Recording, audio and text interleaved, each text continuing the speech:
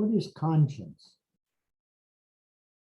It involves the formation of a consistent value system on which to base decisions concerning behaviors and making distinctions between right and wrong or good and bad.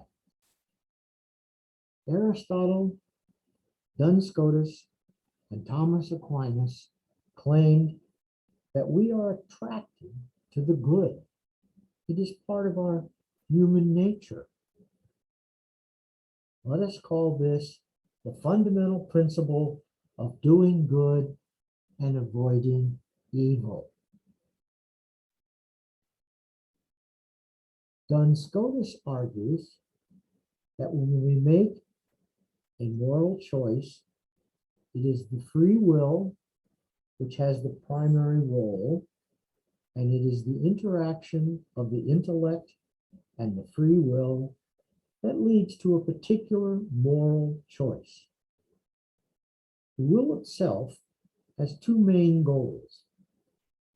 First is the optimum good for the self and then the family. Second is the optimum good for others. And the key definition here is others. Christ's answer to this question was the parable of the Good Samaritan. Therefore, conscience is a series of beliefs about proper actions derived from these premises. These beliefs develop gradually throughout life because of the interaction between the fundamental principle, the free will, the intellect, and our life experiences. These beliefs are then stored in our brain and are readily available whenever we make moral decisions. In effect, they are shortcuts in making moral decisions. Because they are habitual, you don't even have to think about them.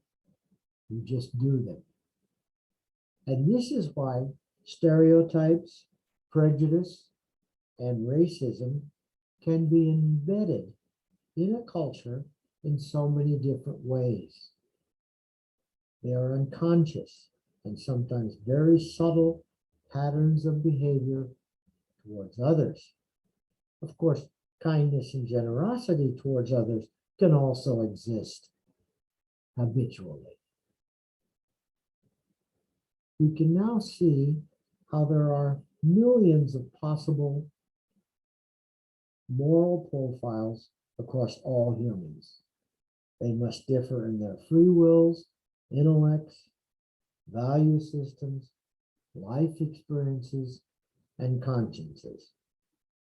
But all intellects and consciences must be based on some underlying set of beliefs, which leads us to the differences between sociopaths and psychopaths.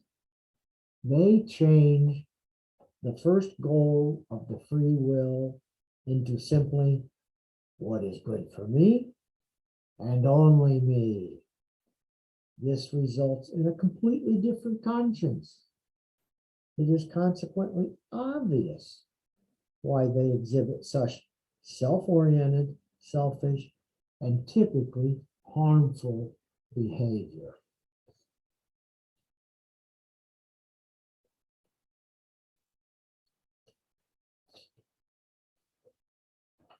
Corporations and political systems are created by humans. But let's consider, do they typically have the fundamental principle built into their charters or constitutions? Probably not. So then, what is the conscience of these institutions? Is it